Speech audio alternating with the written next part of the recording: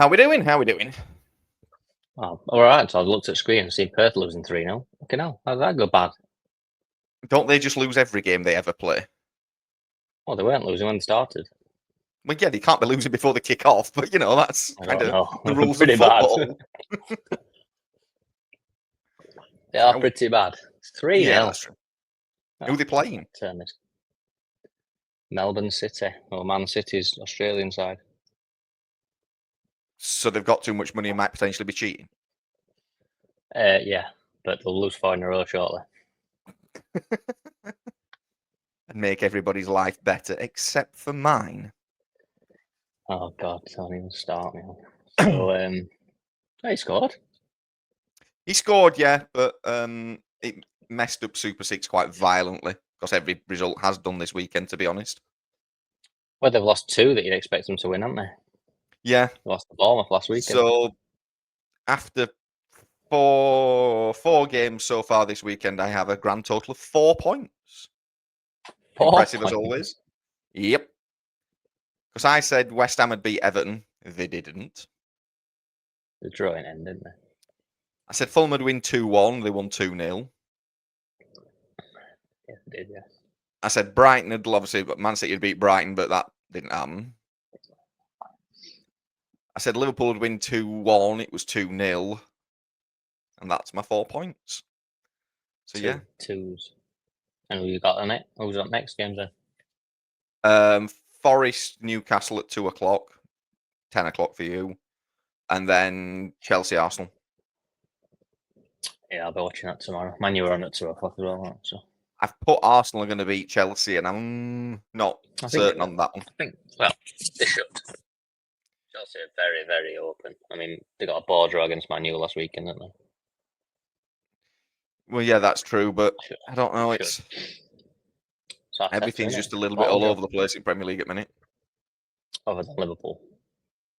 Other than Liverpool, who aren't necessarily playing that well, but just getting results out of everything. Oh. They look like they could get beat every week, and every week they seem to win. Yeah, I mean, they weren't amazing last night at all against Villa. But no, I thought the result out the bag when it mattered. Villa really stepped onto them. But yeah, they managed to win it again. Although I'm not sure how Villa didn't get a penalty. I'm not certain either way, if I'm honest. He pulls him a bit, but it's not much. No, when he trips him up.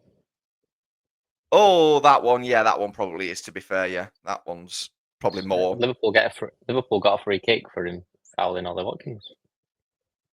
Yeah, that one was a bit strange. But again, we want VAR to be involved less, and they went with referees' decisions are fair enough. No, I totally agree with that. That's what annoyed me about the Man U West Ham one, was the fact that the referee didn't give it and the VAR did. That's more annoying than anything. Yeah, there's just ridiculous. In fact, this week, though, to be fair... If Litz is a penalty, then that's a penalty all day long till Aston Villa, isn't it? Because, I mean, there's 10 times more contact. The 6 games I've watched so far this weekend, though, there's not been any ridiculous decisions, I don't think, for the first time in probably 7 months. No, so I thought the Southampton disallowed goal were a bit soft. And against Wolves? Villa penalty. Yeah, I don't really see why they've disallowed it. It was a bit tussling and... He does kick him when he tries to clear the ball, to be fair. So there's a reason why that one might be disallowed. But the worst one, you see Kamada get sent off. Oh, yeah, what's he doing? What was that? Kung Fu kicked him. That was just stupid, wasn't it? I mean, where has he come from to that? I mean, I don't know who he is, Kamada. I've never even seen him. I mean, Palace are bad anyway, aren't they? Really bad. Yeah, they're not doing well at all. They could quite easily go down. Well, they could, yeah, because, I mean, the manager they've got, I've never even heard of him, to be quite honest. It's a typical Palace thing, though, isn't it? They always bring in these strange managers, and it's like, where have you found him from? But, yeah. All else fails, they'll just bring Roy Hodgson back again. Yeah, I think he's had his day. But yeah, Palace were really bad. Yeah, and I mean, they're even 3 points behind Everton now, which is... It's not a good look for anybody to be that far behind Everton. No, not good either. I'll tell you, that's one of the worst first halves of football I think I've watched. Everton versus West Ham, was it? Yeah, that ended up a bore 0-0. Oh my god, that first half! And they showed a highlight, and it was Calvert-Lewin heading the ball from inside the D, and they keep catching it. I was like, who's watched that the first time? I thought, well, that's something somebody else needs to see. I was like, fucking hell, that's a highlight, and it turns game off. It was horrendous. I mean, second half did come a lot better, but yeah, that was a pretty shit first half. It was horrendous. It weren't it weren't a particularly great game all the way around. To be honest, there was nothing about it that I thought, oh, well, there's even a talking point in it. No. Pickford made a couple of decent saves, but there were nothing in it that were overly worth mentioning, I don't think. But midweek, did you watch any of the European football? No. I watched Man United next day, but I didn't watch it. Chelsea beating Noah and his Ark 8-0. Oh, That was saw the competitive. thing. So I tweeted him saying you need to go back to building boats 2x2. Yeah, Yeah, but again, another pretty. more competitive game in the newer format. Another wonderful effort there. I just don't understand why are they in it?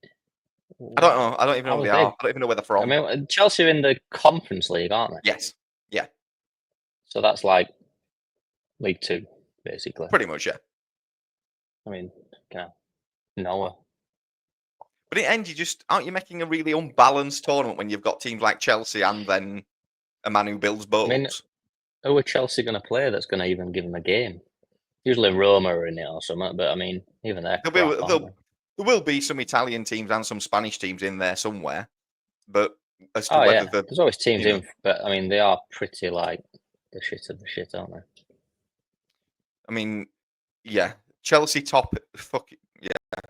So here's the league table for the. I don't even know what you call it. UEFA Conference Paint Cup or something. Chelsea, fair enough. Legia Warsaw, I've J at least heard of them.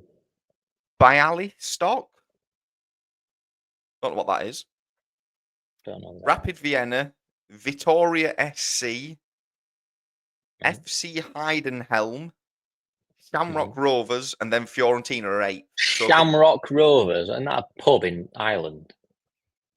they've Not a got fucking 7 football team. points. They're actually doing well. So there's nobody else in it then, other than Chelsea. Fiorentina, There's none of them. And where are they? 8th. 8th. Yeah. How bad are they? And then literally after that, you've got Paphos, which is not spelt like the place in Cyprus, but I'm guessing it is them. That's just a Ljubljana, nightclub place. Lugano, Hearts, Ghent, Vikinga Heard them. Reykjavik, What? Circle Chapeltown Bruges, Athletic in there. Real Betis are in it, and they're 18th, which still means they're qualifying. Oh, it's just a farce, isn't it? All of it. It's just an absolute. And the bottom joke. team are Petro Kubhinka Summer Brother. They're not doing very well. They've got no points. So yeah, I mean, how many teams in that league? 20. same as what's in yours, 36. 30. So there's quick maths. 108 teams in Europe. Is there even 108 teams in top leagues in Europe? I mean, I can't imagine there can be. Well, I mean, some of them were picking out. One of them, I said they're called Vikings. I mean, 108 teams in Europe have made the European competitions, and they expect it to be competitive. yeah, that's where we I've are watched right football all my life. I could not name 108 football sides. Even if now. you gave me an option to use all English ones, I probably couldn't come up with 108 football teams. Well, there are only 96 in English Football League, so you're And I could short probably only name already. about 50 of them, so I'd be well fucked, don't you? Real Madrid and Barcelona, Bayern Munich, Inter Milan, that's it, I'm done. 108 teams. What a Yeah. stupid idiot he is. He wants fucking lynching him, doesn't he? But yeah, and this competition's going to run on for. I mean, I thought the group stage would end before Christmas, but it's not going to do. Looking at it, is it at all? Well, no, because we're on international break again, aren't we? Today, Yeah, tomorrow. we are. So that And means I've we not don't seen him start announce a season squad again yet, which is till. weird. Yeah, he has done because there's a lot of retards in it and a lot of fucking. I don't get it. I don't get the squad. If somebody said the other day, we hope Tuchel's picking it. I thought, well, if Tuchel's not picking the team, we've got a problem because what the fuck is he doing? And if Tuchel is picking a team, why is he not fucking managing it? What's he doing? He's But got how can on his Tuchel hands, pick a picking team that he's not in charge of? He can't pick it. Well, this is what I don't get. But I mean, if we're that stupid that we hadn't rang Tuchel and said, "Oh, do you want in squad so you can watch them?" Then we are stupid. And if we're that stupid that we've rang him and asked him to pick squad, why haven't we asked him to come and manage fucking games while he's doing no? Sat on his hands at home. And suppose no, I have. today, Lee Carls is getting a job in Premier League. Where? I didn't click on it just in case he'll come into Man U. I don't know. But I've seen a thing that says Lee Carsley might be in line for a shock turn at Premier League. I thought, fucking, I dare click on that. If it says Man U, I'll set fire to the computer. You're going to be a new assistant manager. I just saw it and started to panic. So yeah, he might be coming to the Premier League anyway. Wow. They'll be going to like Southampton or Wolves, or they'll be sacking their managers next week because they've played 4 games with him. Southampton's manager looks out of his depth, though, to be fair, massively. But to be fair, Southampton seem to have a bit of a track record at minute of bringing on these managers that have got a lot of talk and not a lot of like ability. Keeps saying is the greatest thing since sliced bread, and I can't see a thing that he's doing for him. No, and he's got this mentality of I'm just going to keep playing my way, regardless of whether it's working or it doesn't. He's just going to keep doing it. This is what we've said. I've said this. How many times I've said ridiculous. this? It's like if you're 10 games into the season, and you sat bottom at league, it's not working, is it? You know, you're a quarter of the way into the season and you're rock bottom. Are they the only team without a win now, Southampton? I think. Well, yeah, because Wolves won yesterday, didn't they? Somebody said. So if you're 10 games in and you've not won a game, I'm pretty certain that's not working. Okay, so I've just found the England squad. Tell me the names. I can't think who they are. What is our defense? I mean, literally, what is I'm this sure defense? I've never even heard of them. So defenders, Trent Alexander, who went off injured yesterday, so probably might now pull out. On purpose. Levi Colwell, Mark Gahey, Ezri Konza, Lewis Hall, Rico Lewis, Kyle Walker, and Taylor Harwood Bellis.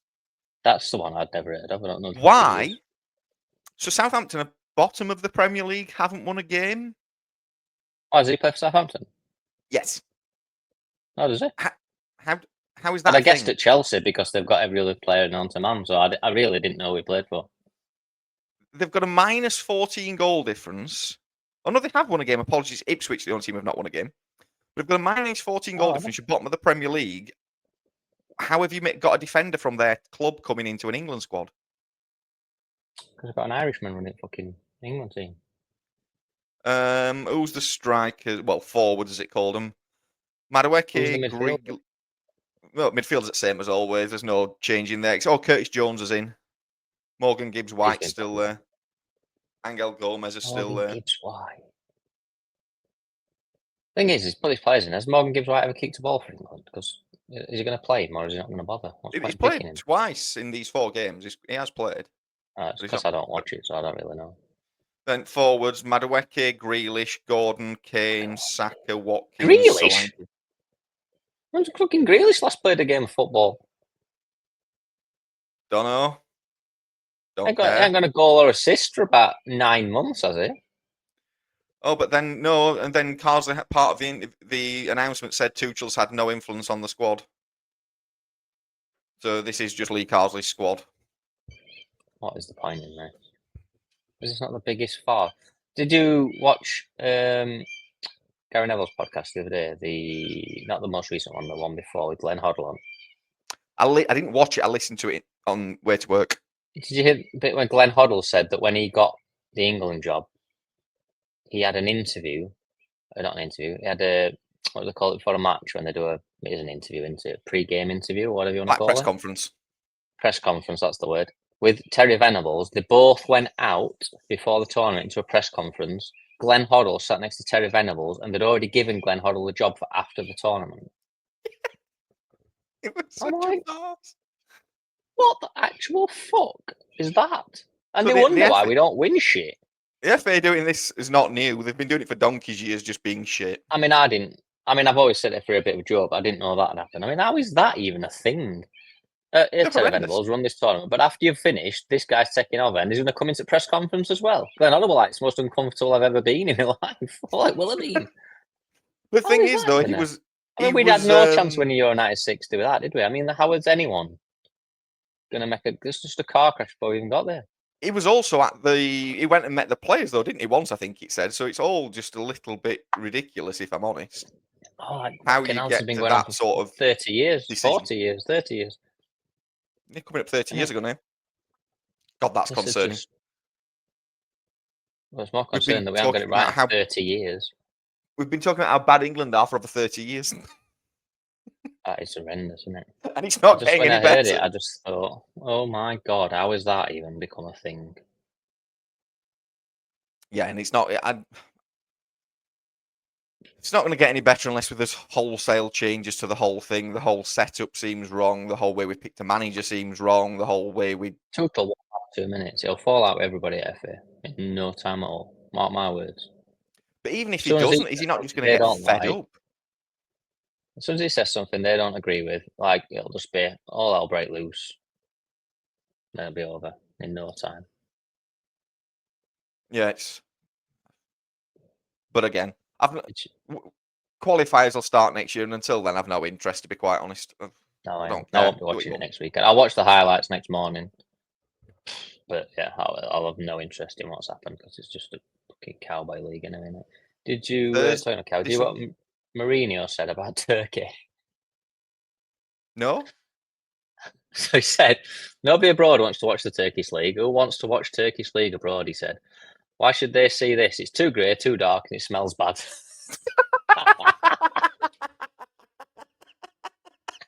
Fucking brilliant. Yeah. Good old Mourinho. And he works in that It country. smells bad, so he's going to get assassinated, isn't he? Oh yeah, he's not going to survive long in Turkey at all. I mean, he basically said in his press conference that I want a Premier League job now. So yeah, I'm not interested in being here anymore. It smells bad. Yeah, I did hear a rumor that he was on about coming back, but I just don't know where he thinks he's going to go at this point. If I'm honest, Somebody said Newcastle that they'd love to sign him then because he'd be a marquee manager for him, wouldn't he? But I mean, fucking hell, it's not like coming out and criticising the league actually managing him. I mean, he must live in Turkey unless he's flying in every day. Fucking hell. Yeah, Turkish aren't the most forgiving people, are they?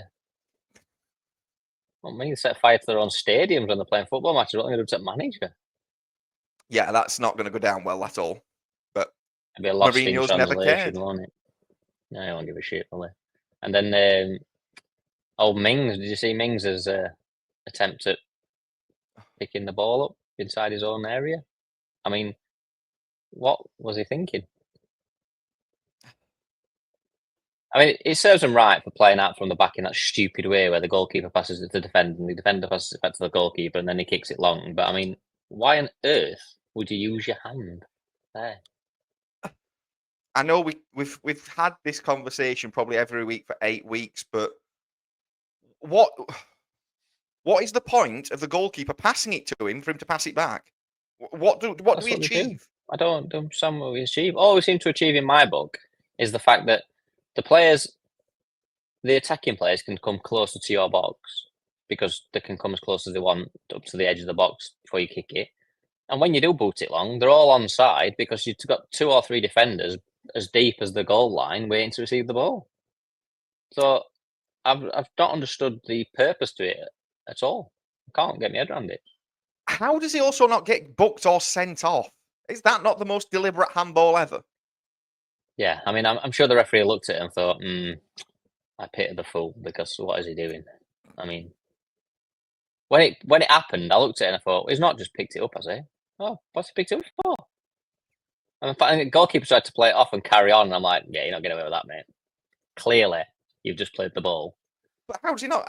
He just literally doesn't get a yellow card, and I don't get it. How can you not? You've physically picked the ball up.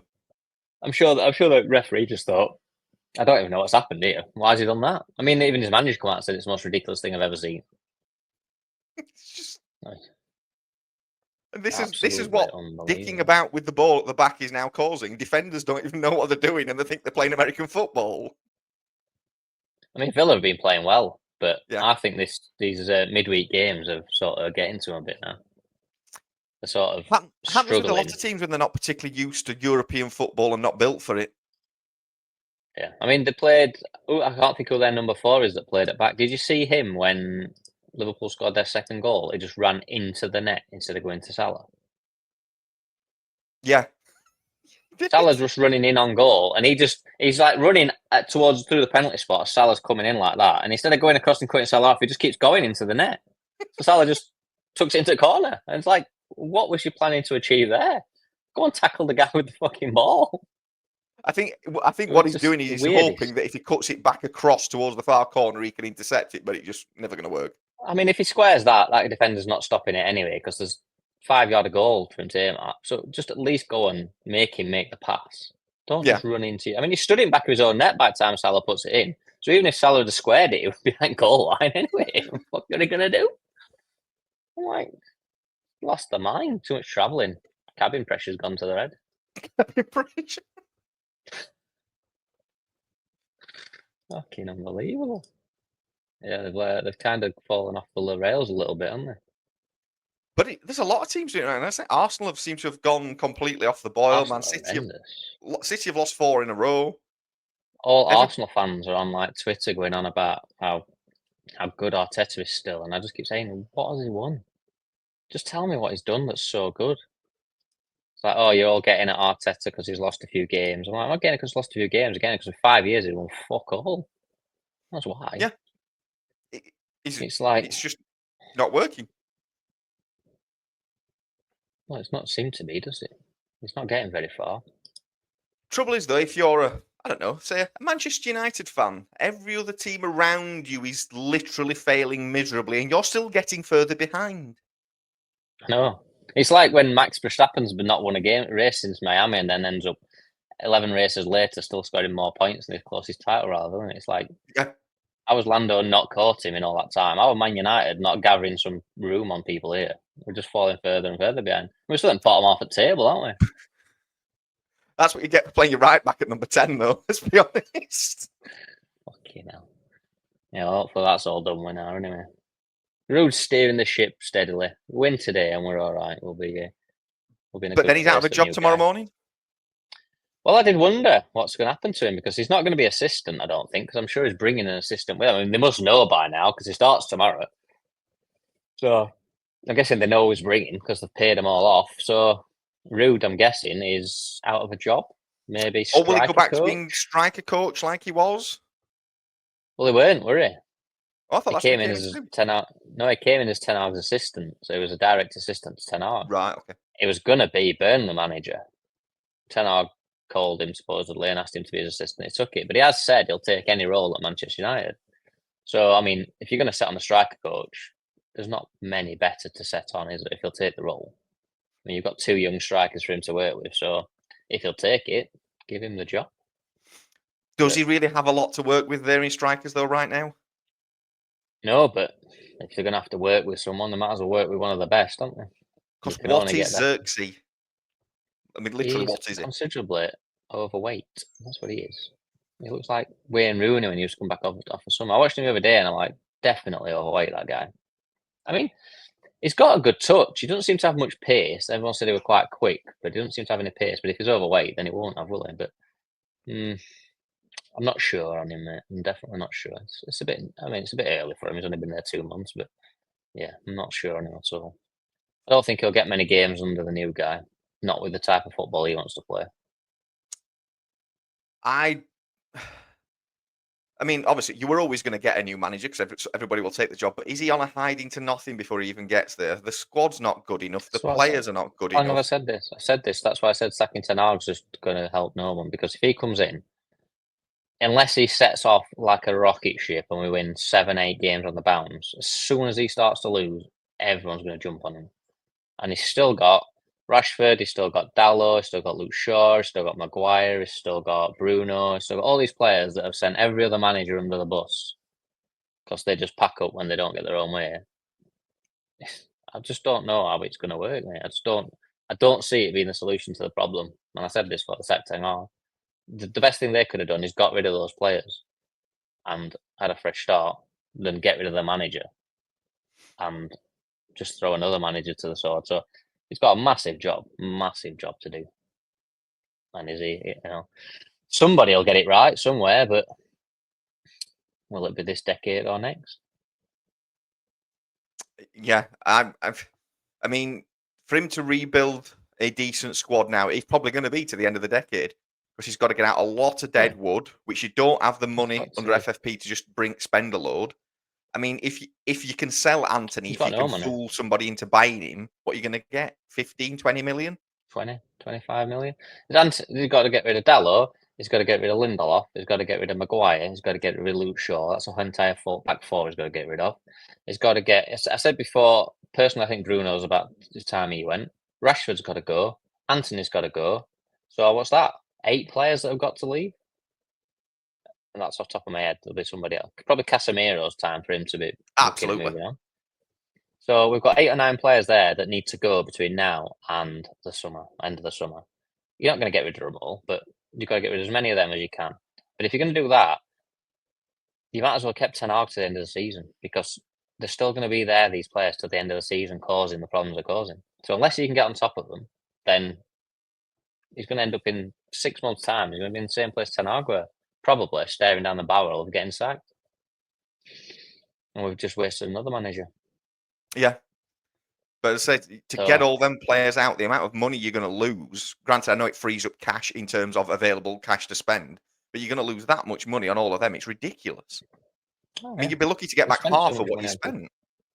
Oh, not even not a chance. I mean, you're going to get half of money back on Maguire. You're not getting half your money back on Anthony. You're definitely not getting half your money back on Casemiro. If you're looking to get a third. Yeah. So, and then you're looking at people like, all right, Rashford stands us at nothing, but, 18 months ago, you'd have got probably 80, 90 million for him. He's not worth that now because he can't fucking kick a football. No, And his yeah, attitude is 30, 40 at horrendous. best. So you're working your way through that time and you're thinking Lindelof's not worth much, it's not worth much to anybody. Luke Shaw can't play more than 6, 7 games in a row without being injured. So who's going to buy him? You're literally moving on dead wood and a lot of it. If they Yeah, did you are. that, then we've got a chance. But the only way he gets any sort of decent reputation is by getting some good results. By getting good results, some of these players are going to have to play well, which means we're not going to then get rid of them. So Yeah. it's almost like a double-edged sword, isn't it? For him to win, Rashford's going to have to start performing. Probably Maguire's going to have to play some games. Casemiro's going to have to play well. Bruno's going to have to play well. Luke Shaw's going to have to come back and play well. Dallow's going to have to play because they've only got 3 fullbacks anyway. So all these players are going to have to play a big part in us doing well. If it does that, then they're probably not going to move on. So you're almost waiting for it all to go wrong. Yeah, you are. And then they for him, all throw the teddy out. And for him to clear that club out, it's going to need to go really, really wrong. But then, like you say, is he going to get the time to put it right once it's gone horribly wrong? just the wrong time altogether. They should have cleared the deadwood while Ten Hag was there. Just use Ten Hag almost as a stopgap until you've got all this deadwood out. And then bring in your new manager in the summer. I mean, he kept saying he wanted to wait till summer. They should just wait till summer. You've got to But try to get rid of some players in January. Why would they not have cleared the deadwood in the summer, though? Surely that was the perfect opportunity. These players weren't going to get any better at the start of this season. We've all The seen only what excuse they're I capable of can and what give they're him not is capable the of. likes of Wilcox and the other guys didn't start until late July, early August in their positions. Although Dan Ashworth was from Newcastle in, I don't know, was it March, April time? He didn't actually start for the club until July, August time. Neither did Wilcox. Neither did Omar Berardi. So all these people that have come in are there now, but have literally only been there August, September, October. So they probably didn't know the situation. They probably still don't know the extent of the situation now. But But they surely the didn't have manager could time. see how bad these players were, and he should have been telling people to get them out. Surely. I kind of almost get the feeling from rumours gone that he has in a way, but he weren't going to get rid of Anthony because he bought him. There's been rumours going around for ages that he didn't want Casemiro and never signed Casemiro. He got offered to the club and the club signed him. He inherited Rashford, he inherited Bruno, he inherited Luke Shaw, he inherited Maguire, he inherited Lindelof. They're on big contracts, and we've tried to move Maguire on in the summer, and nobody paid him what he wanted. So he wanted United to give him 14 million to leave. And United said, well, we're not. So he stayed. Mm. This is all, without trying to defend Ten Hag too much, this is all prior to him. All them players that are a problem, other than Anthony, who is just a shit buy, have come in. I mean, supposedly he didn't sign Xerxes. The Who rumour did then? is that Ten Hag didn't sign Xerxes. United had lined him up in January of last year and followed through with the signing. And supposedly Ten Hag said they didn't want him. And when he arrived pre-season, he was overweight and unfit. Always a good So start. if these rumours are true, this is what Man United were doing before. But why have Ineos allowed it to go through? I don't know. I mean, it's only rumours. It might not be true, but you can see what they were having to deal with at the club, and that's not changed. So why is anyone else going to be able to do anything any better? I mean, Paul Scholes said the other day, Pep Guardiola came in today, he'd do no fucking better because it's just a shower of shit at the minute, and it still is. So Thing is, obviously, we discussed probably a couple of months ago now that a sporting director these days picks the players based on the philosophy of the club and what they want to do. If that's the case at Man United, your sporting director doesn't understand the philosophy of the club because you don't. We always said Ten Hag didn't have a style, but if they're bringing in players that don't have a style because the sporting director doesn't have a style, surely then the manager can't ever do any good because they're bringing in players that this nobody is the understands the problem. principle The of. sporting director didn't start until August. So all So who's these been making deals, decisions then? there's not all the fucking retards that they've got from America, haven't they? I mean, we've had people. I mean, they've got rid of everybody since Ineos came in, haven't they? But literally, the people they've got rid of are not football people; they're all businessmen, and this has been the problem. So they've been signing players based on a scout goes out and looks at a player and says, "Yeah, he's had 3 good games." There's no one there making that the key decision other than the guys from America. So they're the ones making the decisions on who we're signing. And this has been the problem. And that's why we're paying stupid money for them because they all know that we've got no football knowledge in that football club. So when they say, well, we'll give 50 million, they just say, no, I want 80. And United go, all right, no problem, it's 80 million. And it's like, everyone knows it. So the likes of, and that's what I say, it's hard to blame the new team because Dan Ashworth and Wilcox and Brady have only been in there 3 months. What the fuck can you do in 3 months with a club that's a total car crash? They're coming in now trying to get their head around everything that's gone wrong over the last 10 years and try to figure out what they've been doing wrong. And they've also got to try and build a team for the next 2-3 seasons while they get sorted. It's almost an impossible task, isn't it? And that's why I said sacking Ten Hag is that everyone's online calling for Ten Hag's head and listen, the results have been shite, but they're not going to get any better unless we get very, very lucky. And if we've picked a manager out that can pull this round, it is a fucking stroke of luck and nothing else. Yeah. I mean, he did well against Man City, obviously, with Sporting, but he's coming into a completely bigger mess. You look at Ten Hag's stats before he came to United. His stats are better than Amorim's stats currently at Sporting. So they mean nothing, do they? This is the thing with United in general over the last 10 years. So it doesn't matter what managers come in, what players come in. They've all come in with good reputations, good stats, looking good. Your club ruins them right now. Ruins them. You ruin managers, you ruin players, you're ruining everything. Like Paul Scholes said and Roy Keane said, when players went into United, they were in awe of the people in the dressing room. If a young player came in, he was in awe of Scholes and Giggs and Keane because they were professional. It was all about winning. They died on the pitch for the club. Everyone that United signed now are all about Bentleys, watches, fancy cars, going on fancy holidays. They don't give a shit about playing football. There's a culture at Manchester United. I mean, there's a story that Lingard and Pogba were dancing in the dressing room after they'd lost to City. They'd lost the game to City, and suppose Lingard came in and put some music on, and Wayne Rooney was there, and he just walked in and went, "What the fucking hell is this?" And he says they're all dancing about, having a laugh and a joke. Didn't care that they just lost a football game. And he says Wayne Rooney, when he first came to the club and United lost, he said it was like someone had died. He said it was just the most horrendous atmosphere ever. He says when he left, it was almost like it just didn't matter. It was just a game. We lost. Yeah. It didn't matter. Another game on Wednesday. I said that's the problem. The culture shift has been so vast from the people that were there to the people that are now there. They just don't care. And they walk off the pitch, they look a bit glum, they clap the fans, they hold their hands up and apologise. But they don't care deep down because they're getting paid stupid amounts of money. They're on stupid long contracts. There's no fear for them. They're not playing for their careers. They're just, it's like Rashford. He got that new contract. He's done absolutely fuck all in last year, 18 months. Nothing. Is this football in general, though, now there's less care about it in terms of results in general with a lot of people because they know, well, there like is, you said, they're getting paid if you look well, at someone like they can have all the City fancy or Liverpool, there's never many conversations about what people are getting paid coming out of Liverpool, is there? No, true. You don't hear them saying, "Oh, he's on 300 grand a week," because they've got a wage structure and they've stuck to it. Yeah. So everybody is in their place. If you are an A-class player, Salah, Gerrard, whatever, you're earning the top line. If you're a B-class player, you're on the next line. United have got, they had David De Gea on 350 grand a week. And then you've got your captain on 100 grand a week. How does that work? That's like you being a manager in a thing and one at warehouse staff earning twice as much as you. How would that ever come about? There's got to be a structure at the club. And if you're the top of the club, you're Roy Keane, you're Gary Neville, you're Paul Scholes, you're getting paid the top money, and the rest of them fall in line below you.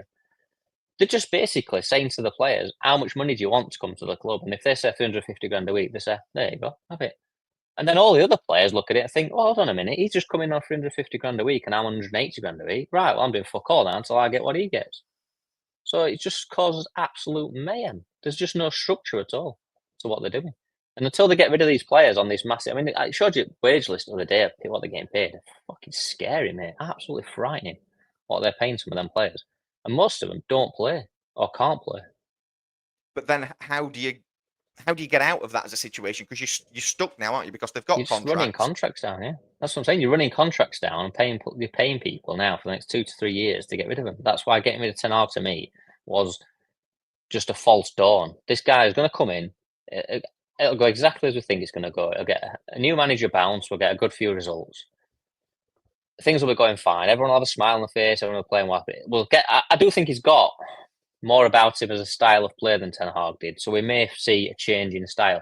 But as soon as it starts to go wrong, the same people down tools and cause a problem. And it's the same people. Common denominator between Manchester United is the same players have been there through every manager that's got sacked. Get them out.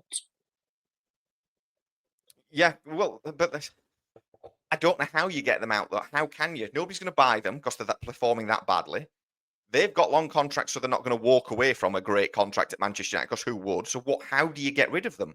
Not, but there's almost a sense to me that you've got to pay them this money anyway. So why not agree a deal to sever the contract and get him out of there? Because if Rashford's got 5 years left on a 300 grand a week contract, he's getting that money no matter what. Because all they do now is say, like Maguire did in the summer, right, well, I've got a 3-year deal with United on 200 grand a week. You want me to move to West Ham on 150 grand a week. So you owe me 50 grand a week for 3 years because that's what I'm losing to move. So he's basically saying to United, pay me 50 grand a week for 3 years and I'll leave. And United was saying, well, I'm not paying that. So if they've got to do that anyway, just go to them now and say, here's 50% of your contract. We'll rip it up, piss off. And just get them all out. Spend your summer money on just getting rid of everybody we don't want and just start afresh. Because if not, it's costing us hundreds of millions every summer to bring in different people who just fall back into the same trap because they've got bad eggs in the group. Just get them all out. Whatever it costs you, just get them out. They've got to go. Just find a way of getting rid of as many of them as you can. Poor old Ahmad, who's been out on loan more times than not, is our best player this season by a long way. He's only played about 4 games. He's the only kid I see that runs around that pitch like it means something to him. It's scary to think that there's people earning 3-4 times what he's earning and are shite aside of him. So that's you fix Manchester United, sack everybody. Nobody left. Although to be fair, it sounds like next week I'll be fixing Man City because they're just as fucking bad. Sack all them as well. Talk about you having a dream team with a one-man team. Haaland up front. They've just got Rodri once he's gone. Fucking hell, they're shite, aren't they? That's 4 in a row. Yeah. 886 games he's managed. Baldy. Guardiola. He's never lost 4 in a row. Wow. Until yesterday. That is fucking... literally, if you look at when Rodri got injured last season and how they struggled, that is scary how bad they are without him. He is the linchpin to their team. If they carry on this way, as I say, if Arsenal don't pick up soon, Liverpool won't be by Christmas. Just walk to the Premier League title at this point. Just keep plodding along. The thing about Liverpool is Arne Slot, as much as I hate Liverpool, has done exactly what we discussed the other week. He's come in, he's not changed anything. He's come in, he's played the same team that Klopp played. All right, he's tweaked some little things to suit his style, but he plays the same back 4, the same midfield 3 pretty much, and the same front 3. He's not brought anybody. He's not brought nobody in from his old team. He's not brought none of these players over that are superstars from Holland that aren't really superstars. He's just gone in there and thought, first year, just play it as it is. We've got a great side. Just crack on and carry on. And it's working for him. It's such a simple tactic, but why change something that weren't broken? Every other manager comes in and they've got to bring in their own backroom staff, they've got to bring in their own players, they've got to bring their own coaches, their own this, that, and other shit. They want to play their own different style. He's just stuck to what they were doing right. And you can't fault him, to be fair. Yeah, I mean, everybody kind of looked at it and thought this is going to be a tough season for Liverpool. New manager, the squad probably didn't have the depth of the likes of Chelsea, Arsenal, Man City. But actually, like you say, he's just stuck with what works. And right now, they're the what you've got. Don't bring anyone in. Don't make any change. Because he could have come in and said, right, I want 4 players. And he could have changed, one centre halves, took a striker out, put a midfielder in, and it just kiboshed it all. What he's done is just said, why change anything? We're a good side. He can see little tweaks he's made in midfield. But other than that, they just, they don't look unbeatable, but they look way better than everybody else. And he's not had to do anything to achieve it. Not to spend a penny. concerning thing for Man City. I mean, we've always said the depth of their squad is bigger than anybody else's, but actually now is it beginning to look like they've got a lot of players, but yeah, there's I mean, holes in the Savino doesn't look very good. I mean, I know he's only been there a few weeks, but he doesn't look great. Grealish is just he's gone off the rails, hasn't he? I mean, money's just he was gone to overhyped. English paid. Let's be honest, he was never a £100 million look, footballer. Don't get me wrong, Anthony is an horrendous player, but he was only 80 million. Grealish was 100 million, and he's just as fucking bad. I mean, he don't fucking score and shoot a fuck. He don't even play as far as I can see. I don't remember the last time I saw him play for him. He's a show pony. It's all style and no substance. Foden's gone off the rails since I don't know if playing in the summer and being away in the summer were too much for him, but I mean, he's been shocking. I mean, he's a fucking very good player. Let's not get that wrong. He's a class act, and he has been rubbish.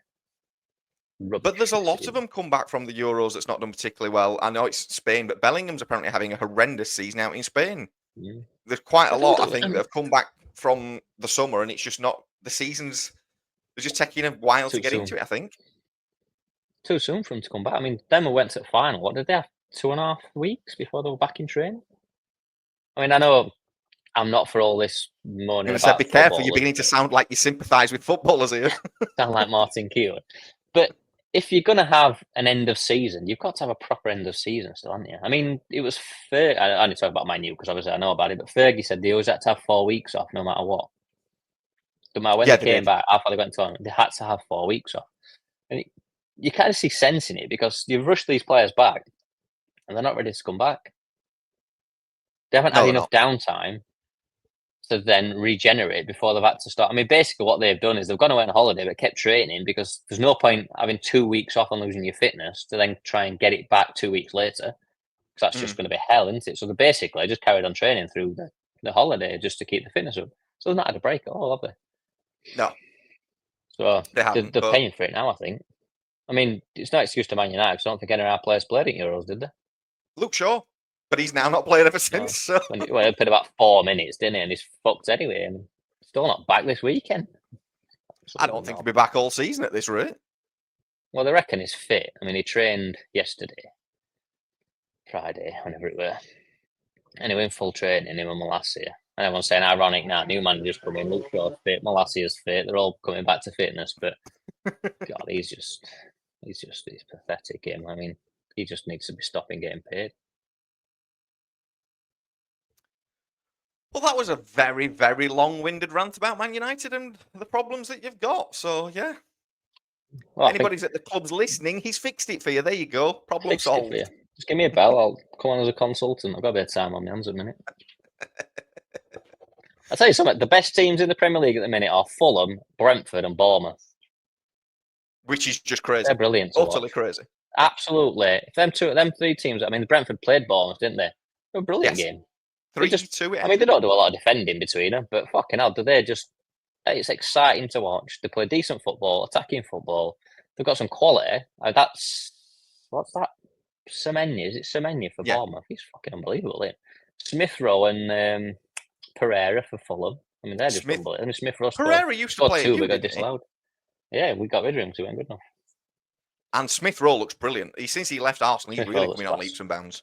It looks really. I bet he's playing every week again, isn't he? That's the Yeah, thing. 'Cause I was talking about this the other day about young players not playing, and that's talking of Sporting Lisbon. Is it Guy Corres, whatever he's called up front for him? I don't know how you say his name.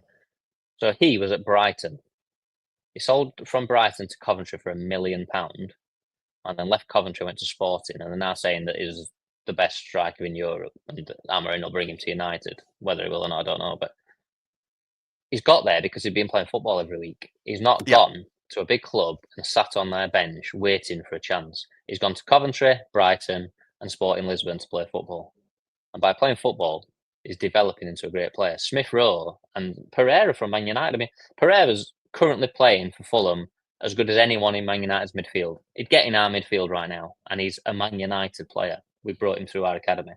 So is it not? It almost seems ridiculous that these young players, don't go and just play football. You know, you've got these squads of like 30, 35 players, and they're just killing people's careers by Well, they just will do having because them sat there. unfortunately they get offered a big money contract by somebody and they jump at it. Calvin Phillips being the most prime I was example going of to that say in recent years. Calvin, but I mean, did it happen to Sean Wright Phillips when he went to City? It happened to Steve Sidwell when he went to Chelsea. It happened to there were a few of them went to Chelsea when it first started, didn't they?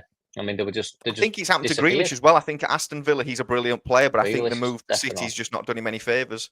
I not doing him any think good. Too Kelvin much Phillips money, too much hype. should have gone to a Man United over a Man City, if I'm honest. I think you needed him Mm. and he would have done better there. We, He would have been more loved, more used.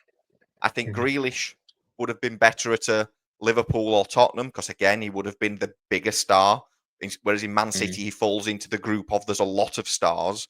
Whereas And they Grealish at were Villa at the stood out time, because weren't they? he was the man, he was the focal point, and I think he could have been at Tottenham.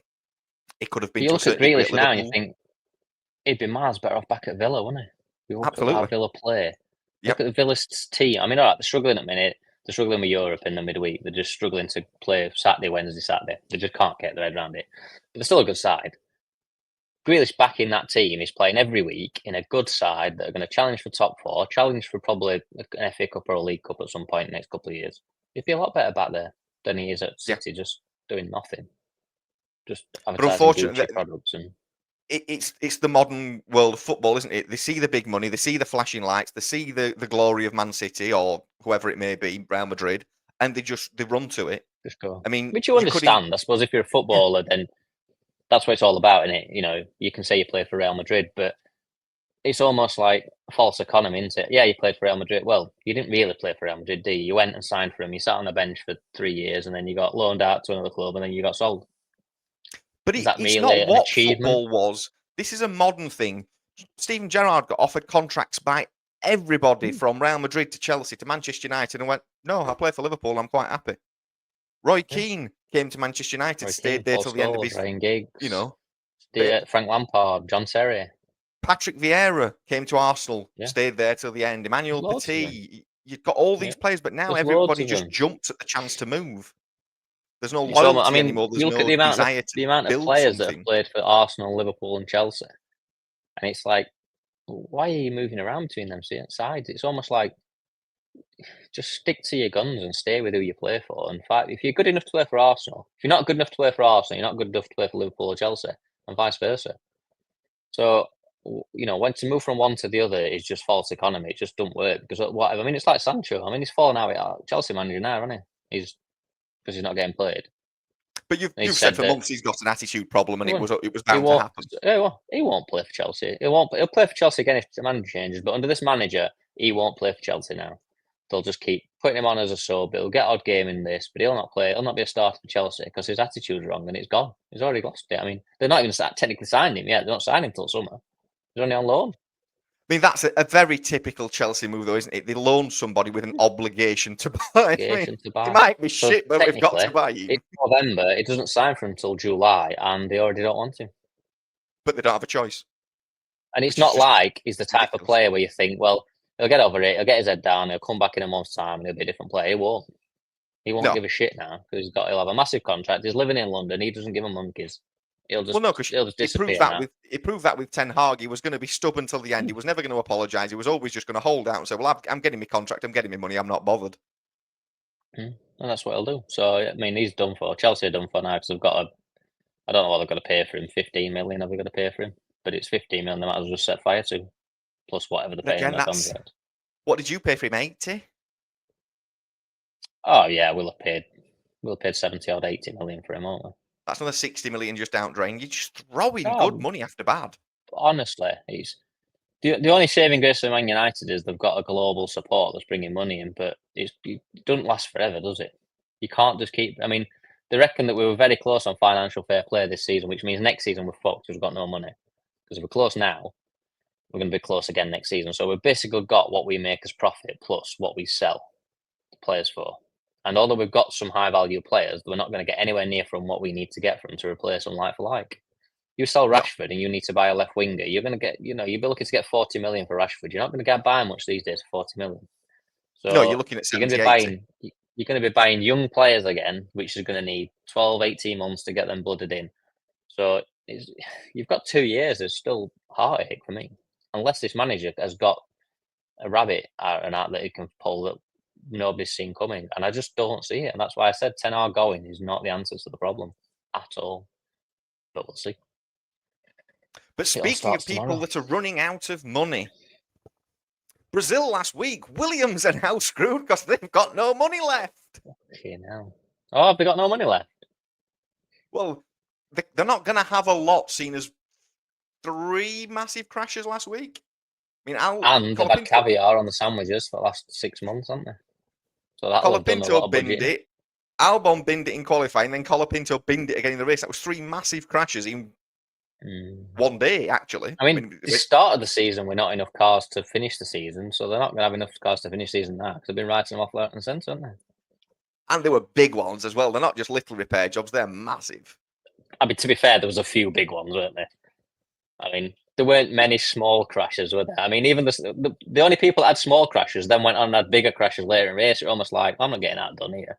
Well, I've only knocked wing off. Fuck that. I'm going to take all wheels off the next corner. There was one little crash, and it wasn't even a crash.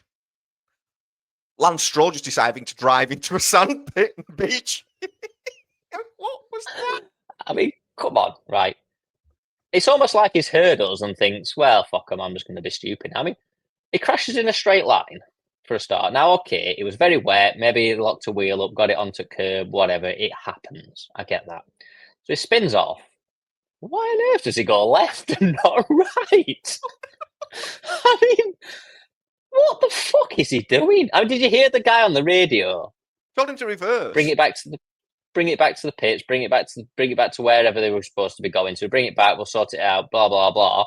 And he just drives into the thing and goes, "I'm beached." I'm like, well, you wouldn't be beached if you didn't drive on gravel, you fucking idiot. I mean, obviously, it was the most I didn't see unbelievable it live at the time. incident I've ever seen. I'd seen him go off and then thought, oh, he'll get back going. I thought, well, he's not moving. And then all of a sudden, car went gravel. I'm like, how have you got there? And then I saw the footage. It and I'm was like, just. there's all this road and tarmac to your right, and you've just turned left. I mean, you know there's tarmac there because he's just come from that bit. It's not like he didn't know it were there. He just drove across that bit, spun round. Just go back where you came from when you know it is. I mean, what the fucking hell is he? I mean, you can see the gravel because you drive up to it every time before you brake for that corner. So he knows that's there. He knows there's tarmac to his right because he's just come on it. I mean, fuck me. I mean, how can one guy? I mean, I'd just love to have been in the room with Thingy Stroll and his to sew it. What's he called? His dad. And what did he say? Oh, well done, son. Thanks for that. As his race engineer, you know, as you're watching it, I bet if you're watching his onboard, does it? I bet you're like, going, what the fuck are you doing? Why? So bring it back. We'll sort it out. I'm beached. What do you mean you fucking beached? Beach where? Oh, I drove into gravel. Oh, fucking sound. Great effort, mate. There's Alonso driving around with a broken back, finishing race for team because mechanics have spent all night working on car. And there's that fucking nugget. Beaches it on parade lap. I mean, what the fuck? Oh my god. Lawrence Stroll, you are I mean, it can't be his. He's got to be adopted, hasn't he? I mean, how's he one of the richest men in the world and that's his son? Fucking idiot. Driving onto gravel in any, conditions is not a great idea. That gravel was basically a river. And he drew. How does he expect it to not beach and sink? I mean, the reason they put gravel there is to stop Formula One cars. Yeah, pretty It's much. to stop them going any further. That's the only reason it's there. It's not there for any other reason other than stopping a Formula One car. So the one thing you don't do is go onto it at any cost. And he drives into it. Intentionally. And not like he's rushing. He went in a rush. I mean, no one was getting away from it. Not catching anyone if we're at race. So what? Absolute moron, isn't it? Yeah. I mean, there were a few things that were a bit. I mean, the start that got aborted Because of Stroll. a bit of a farce because of Stroll. Did he not crash to get Max and Perez kicked out of quali as well? I mean, has he not had the biggest influence on the race itself and not actually took part in it? Because he crashed out of qualifying and got Max and Perez banned from qualifying and crashed out race for its starters and got everyone a fine because no one knew what the fuck to do because there was some idiot in gravel. I mean, half at cars left and other half stayed. I mean, to be fair to everyone else, once Lando sets off, you're kind of following him, aren't you? So No, Lando kind of fucks that up.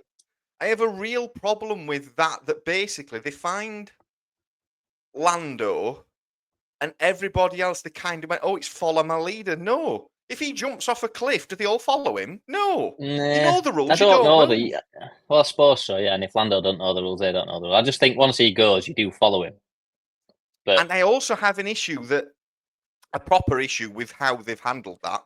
So the week previous, Charles Leclerc was given a €10,000 fine, 5,000 of it suspended, for saying fuck. Right? I'm going to fine you now. Somebody else Lando Norris was given only a €5,000 fine for setting off, driving around a track that is in an unsafe condition when there are marshals and vehicles on the road. Now, we've seen, historically, drivers lose their lives if something goes wrong. He has to get a time penalty for that. You cannot say that's a €5,000 fine. Basically, they're saying it's less than saying fuck. What? Yeah, but this is the FIA's prerogative on trying to cut out swearing. It's basically like when they do it in football, and they come up with a rule, and it's like it's more important to stop people swearing now than it is to just look after to follow the rules on the racetrack. They've set a precedent, haven't they? But they've set the precedent that basically swearing matters more than safety, which is, I mean, that's a slippery slope to head down. Because I mean, Lance Stroll stood watching them drive round. He's on them, and he's just lost it there. So Lando could have lost it there and killed him if he hits him with that car. Yeah, there's not two people making that same mistake, mate. He's lucky enough to be there. But it's like I'm back to football quickly. But Kudos got sent off for slapping two people in the face, didn't he? Yes. So he's got a 5-game ban. Now, I understand that you can't go around slapping people in the face, but he didn't hurt anybody. I mean, one of them went down like he'd been shot, and he tickled him under the nose. Yet you can take somebody's leg out and break the leg and probably only get a 3-game ban. Yeah.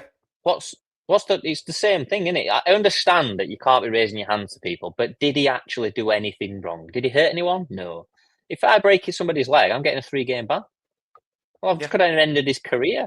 You know, all that happened is Richarlison fell on the floor for 30 seconds, like he does every other minute of the game. I mean, there's nothing to it. You're setting a precedent for the wrong thing, aren't you? I understand you can't be doing them things, but does anyone really care? Is anyone going to, is anyone's life going to be changed because Kudos raises on two people? No. If you break somebody's leg, they set off and kill somebody, like you said, happened before, it's life-changing for everybody. Somebody swears in a press conference. I've said before, who's offended by swearing? You shouldn't even get a fine for swearing. They should just beep it out and say, sorry, I shouldn't have swore. It's pathetic, absolutely pathetic. The rules are just made by idiots, aren't they?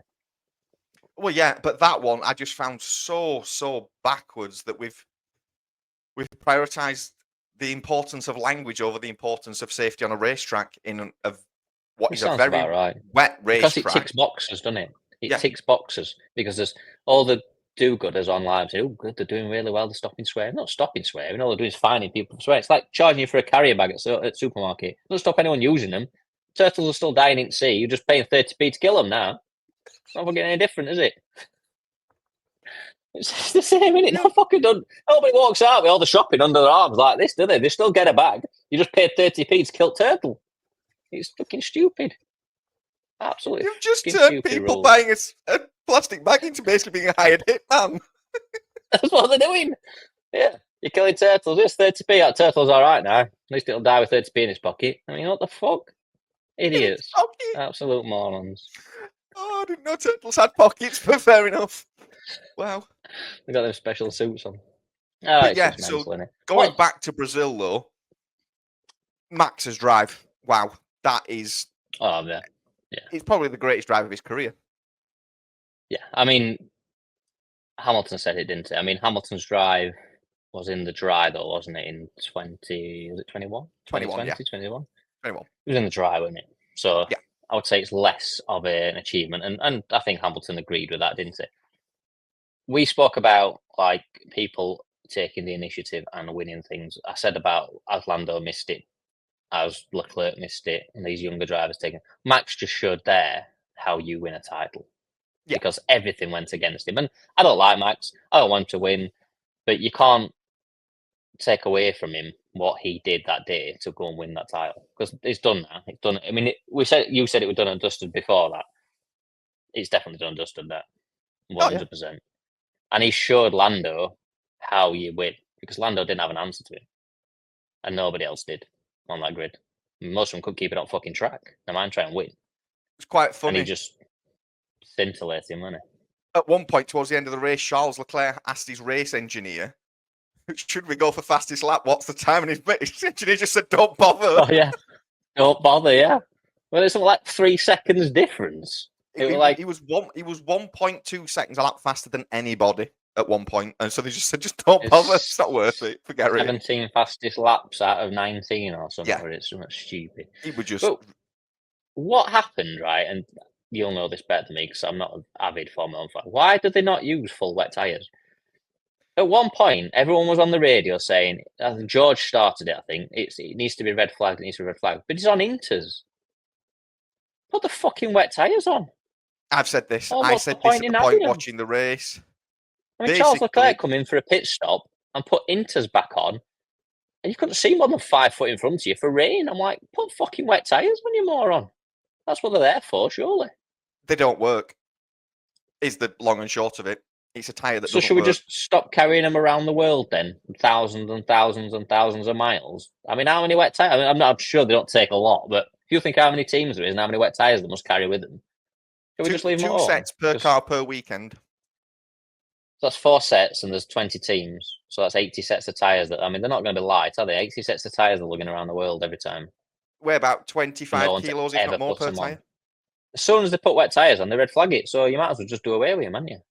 Yeah, they're not good for racing. The design is bad. They clear a lot of water, but then with the current ground effect cars, clearing the water, all that does is then put it up in the air, and then you can't see. Which is so they're just pointless, aren't they? I mean, I've never seen cars pit in them sort of conditions and put Inters back on. I would just gobsmacked.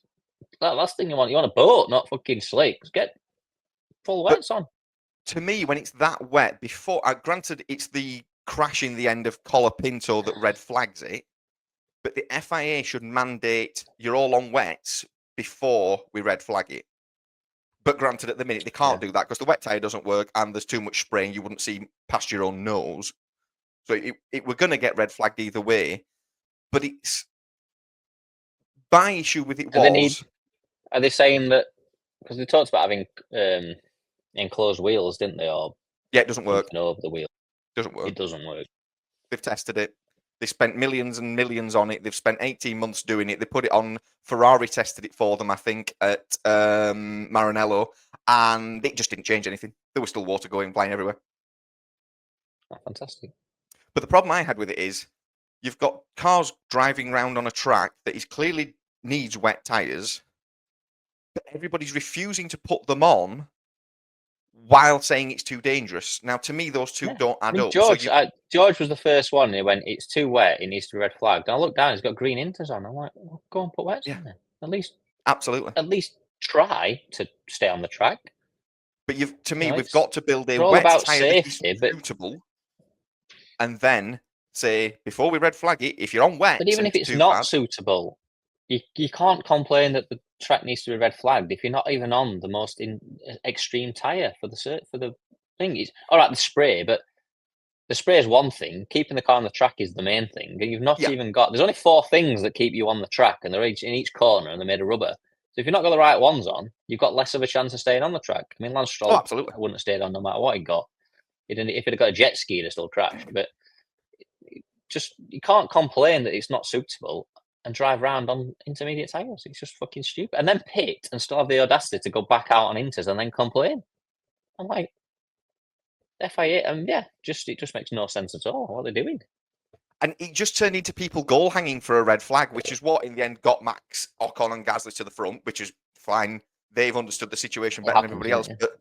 But when you're looking at from a safety standpoint, you've got teams that are saying this is not safe. We can't drive on these tyres, but we're going to stay out as long as possible because we know eventually you'll red flag it. So that you're not looking at safety.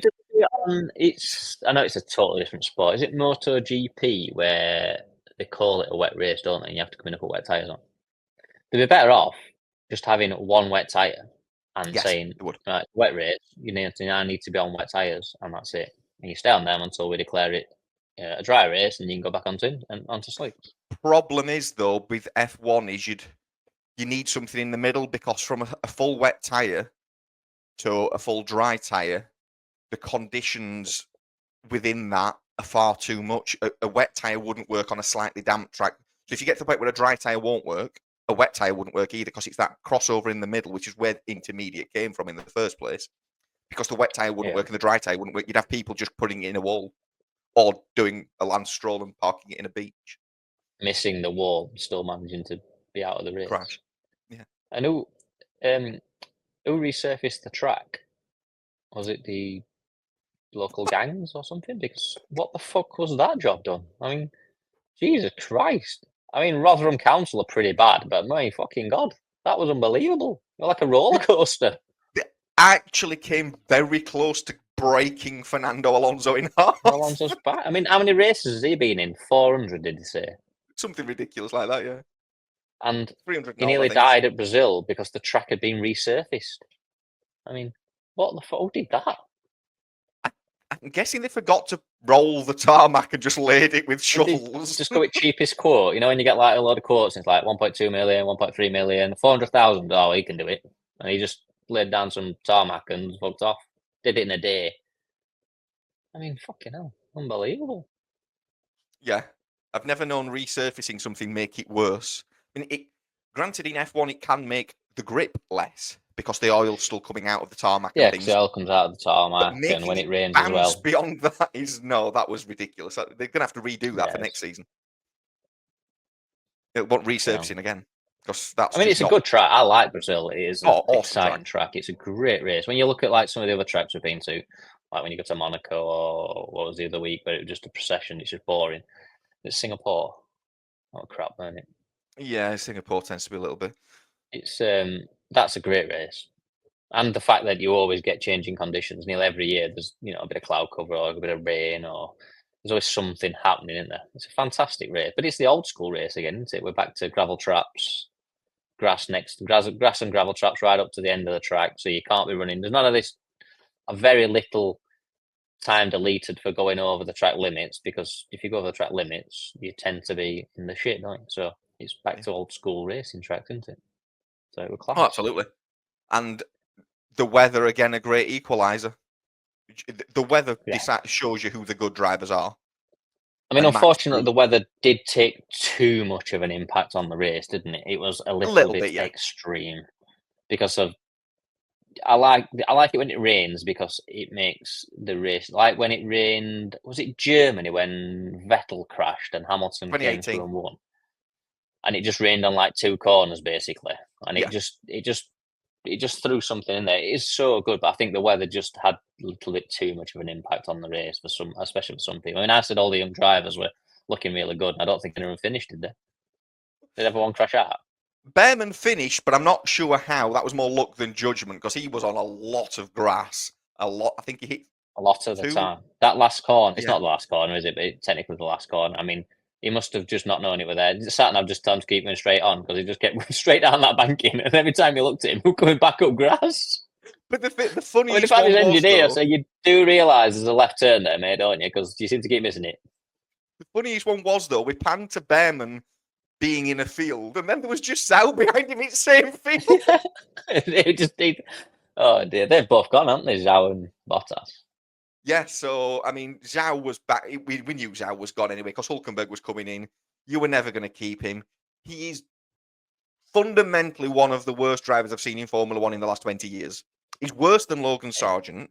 He manages to be last when people have missing wheels or they've been in pit lane for an hour. He's still last, and I don't know how he manages. He's quite an achievement to be that bad. Yeah, But yeah, so Hulk's bad in at and sport. Bortoletto's coming in now. So is everybody covered now, other than potentially Perez?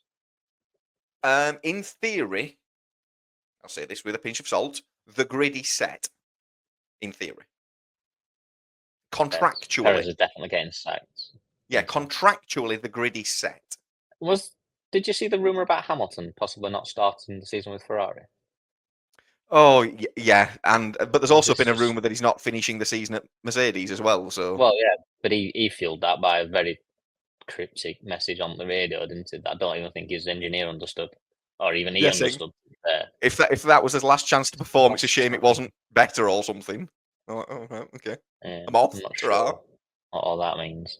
He will start. Seemed a bit... A lot of the rumours that are coming out about the Ferrari thing that I think are more from probably Carlos Sainz fans wanting him to stay at Ferrari because they don't want him in a tractor at Williams. But Hamilton will go to Ferrari. It's just, that's not going to change now. But Red Bull... when are we back? Sorry? When are we back? 2 weeks today in Las Vegas. So the same weekend real football comes back, isn't it? Yeah. Something like that, yeah. 24th, will it be? Yeah, 24th. Yeah. Well, yeah, because for us it's Sunday morning, for you it's Sunday afternoon because it's Saturday night. Is it on a good time for me? Yes. Oh, get in. Finally, it's about 6 a.m. for me, and it's whatever that is for you, 2 o'clock in the afternoon. Sat in sunshine watching race. Fantastic news. But yeah, so until then, we've literally got NFL to keep us occupied for the next week and a half because it's international football and the winter break now in Formula One. Seems we've had 14 breaks this season. I don't know. Did you see Mr. Barkley doing his reverse jump over the defender? That was brilliant. Fucking hell with that. That's like everyone on the sideline were like, what? He just like backs up to him and then jumps over. I mean, he didn't get much further after it, but that was unbelievable, isn't it? And the Chiefs won again in overtime, so they're now 8-0. They did, but there was a moment where Patrick Mahomes got injured. Yes, and he couldn't walk. And that's how close it is to the Chiefs being 8-0 and the Chiefs being probably 8-8 by the end of the season. Yeah, because without him, they're fucked, mate. I mean, it's the epitome of a one-man team. Everybody, if you've got the best quarterback, you're going to go far. The Ravens have got a great quarterback. I said that at the start of the season, except for Dallas Cowboys, have supposedly got a great quarterback and are absolutely shite. But Detroit's got a great quarterback now in Jared Goff, and they're flying. Mahomes got injured, and it was almost like, oh, well, that's their season over. They've gone from being 7-0 to potentially being 8-0 to probably being out of the playoffs next because they're not going to win another game without him. It was very, very... They were all panicking a little bit. Yeah, but they're now looking like... Weird. They're winning every game, and I still don't... They're on Sky quite often because obviously how big they are. I don't think they've played particularly every well. week. I think the live games on every week. It's almost like they're, of course, they're the champions. But yeah, I've not really seen them play well once, to be quite honest. They play well in state. They do something, and you just think, "Oh wow!" And then they seem to just slip back into autopilot for a little bit, and then they do something, and you think they're not the best team in the league by any stretch. I think you'd have to say the Ravens or Detroit are the best to watch at the minute. Did you see the overtime?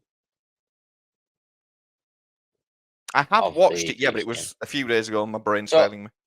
I haven't seen many overtimes in NFL because it's not something that happens a lot. So if you score a touchdown on the first drive of an overtime game, the game's over. Yeah. Is that not a bit fucked up? A little bit unfair as well. So you toss a coin, and if you win the toss and you go up and score, they don't get a chance to. If you don't score on the first thing, then they play the whole thing out, and it's tit for tat to the end. If you score on the first drive, it's overtime over. Somebody said to me it's like golden goal. I said, well, it's not, because both teams have got an equal chance to score. If you're playing the other team, they don't get the fucking ball unless they catch it and pick it up, pick it off and run up the other end and score. But they'll not actually get a fair go at it, do they? No, I thought that. That's I a bit thought of it a was really rule. weird. I mean, it must be quite a new rule. I might be wrong in that, but I'd never noticed that rule before watching it. I've only been watching it for 2 years avidly, but I thought that were a bit of a strange rule. I'm like, you don't even get a chance to reply. I mean, even if you said if you score a touchdown, they get one set of players, so Yeah. you've got one go at it, and if you don't score on that one, then their touchdown counts as a win. I get that, because at least you've got a right of reply. But to not have a go is just a Yeah, total it should be fuck one off, go innit? each, shouldn't it? Really? I mean, that's Yeah. all overtime should be. Really, one set each and done. Call it a draw after that. Yeah. If you score, yeah, but they don't have draws, do they? So it has to be a winner. The bit As I far as I'm don't aware. understand is, only being my first season of watching NFL, what is the point of the onside kick? Because all you do is just literally tap it to the other Right. team. So basically, there's a number of things that happen in NFL that have no outcome on the game. So the kickoff is totally pointless because you kick it down the other end of the pitch from wherever you kick it from, and they start at either the 20 or the 30-yard line, depending on whether it's a fair kick, an unfair kick. But just, I mean, it makes no fucking difference, does it? Why bother wasting all that time kicking it all the way down there to then find the ball to then go and put it on the line to start? Why don't they just start at halfway like a normal game with the ball in hand for whoever won the toss, right? Kicking these onside kickoffs after a point's been scored, totally pointless. So you go and score, then you kick the ball back to the team that haven't scored, and they start again. Why don't they just go back to halfway and start again with ball in hand? Why are we kicking it one way to start again? You'd have much more chance of scoring and much more points Yeah. in the game if they just start in the middle after every set. Yeah. So you go and score a touchdown, you kick your conversion, the ball goes back to middle, they get over the ball, and they hike it from there, and that's your set of 4 downs, 5 downs, over 4 downs. Just start from there. It's just a lot of kicking a ball around for no apparent reason. And then these onside kicks have now changed, so you have to call an onside kick. Whereas last season you could do an onside kick, you didn't have to tell them. Right. Okay. So this season you have to nominate that you're doing an onside kick. So everybody knows you're going to kick it 10 yards. Whereas before they would be expecting you to chin it, and you could kick it 10 yards, and then you could try and get one up on them. Now you're telling them you're going to kick it only 10. You've got to go 10 yards as a minimum. Okay. So you're telling them that you're going to kick it 10 yards. And then you've got to try and get that 10 yards and recover the ball before they get to it that you're kicking at them. And they stood waiting for it. Yeah, you've told them. What's the point? I mean, I think they said 2 out of 42 or 2 out of 32 have been recovered. I mean, I'd love to know who's not been able to pick the ball and have kicked it to you. I And did have told see you they're going one. to kick it to you. It's like I did see one the other week because it bounced. there was one funny and last it went week, up over wasn't him. there? It bounced funny. It bounced like on the square and went up, and then Yeah. he got to it and jumped on it. And so they do work. It does happen, but it almost seems 1 in a million. Is there any point to it? It just hike the ball back and start the game I mean, in every other sport in America, like in NBA, they start the ball back with the team that you don't score a net in basketball, then throw it down over end at thing, and they have to catch it and then decide where they start from. They just start back where you were. It just seems a lot of time taken up doing not a lot. But The yeah, game kicks off, and a minute after it's kicked off, all they've literally done is kick the ball. They all run to the other end and wave to the fans, and then they find the ball wherever they kicked it to, and they fetch it back to the middle, and then they all line up and they start. And it's like, we started the game a minute ago, and fuck all's happened. Even clock's not started. We've just kicked the ball, and everyone had a good chinwag with the fans. It's like, no wonder games take so long. But yeah, the onside kick. I watched some highlights the other day. I'm like, this is just pointless because, like you said, he's announced he's going to do it, so there's no shock, and they just rolled it to him, and they went, "Oh, game's over." And I'm like, well, that were a bit crap. There's 1 or 2 things they do, and I just think you're just making the game longer than it needs to be now, aren't you? Yeah. So who's playing this weekend then? I don't even know what fixtures. Hold on, let's have a look. Miami keep getting beat, don't they? They lost again. But Miami, although it was a very good game the other day against. Oh, Miami looks like they're on telly. Rams Dolphins on Tuesday morning. Yes, you are. Yes. Oh, you play the Cowboys. Should be a win for you. Dak Prescott can't throw a fuck all. He's useless. I said Who the are the season Chiefs started quite play? badly. It's now 6-2, so we're doing all right. Oh, the Chiefs are on a bye week, are they? Yeah. Oh, no, they're not. But yeah, Chiefs are playing Broncos. it was the Bills, wasn't it? It was actually quite a good game. Miami against the Bills, to be Bills, fair. yeah. Yeah, it was. I watched the extended highlights on that. There were a couple of, I'm trying to think, well, I'm going to look back at the games because I only know when I look. Jets Texans were rubbish. That was rubbish. What was a good game that I watched? Oh, the Falcons Cowboys was actually a good game. Bengals and Raiders. That's the one I watched last. That was a good game. And that was Chiefs Buccaneers. The Vikings and the Colts were quite good as well. There were quite a few, to be fair, when I was looking back at them. Ravens Broncos, they smashed them, didn't they? Yeah, it was. I don't even know the form. The tables. There was the form team. The Bills are top. Miami are struggling, aren't they? The only good thing for Miami is they've got the Jets and the Patriots, who are also both shite. I mean, they're technically one game behind the Jets, so if they do pick up, they'll fly into second quite easily. Just a bad league they're in, to be fair. Full of bad teams. Yeah. But, I mean, you're still second, aren't you, to Commanders? Although you've got Cowboys, so if they pick up, then you best be on your guard. Yeah, I think the Detroit Lions are about as good as it comes at the minute. Ravens are very good. Their game was a really Ravens good were game. good last season, though. They only got beat by the Chiefs, and it were a very, very, very close game. They are a good side, very good side. So yeah, I think I shall go. Well, it's on in an hour and a half. The game from Germany. So I think I shall go get prepared to watch that shortly. Is it Panthers Giants? Yes. 10:30. Oh god, it's going to be terrible. They're both crap. Panthers and Giants, yeah. I mean, I don't know much about NFL, but I know they're really bad.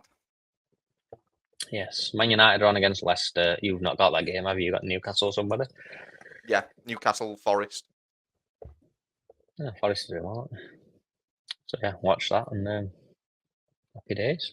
So I think for another week, I'm going to say that's another wrap of an episode.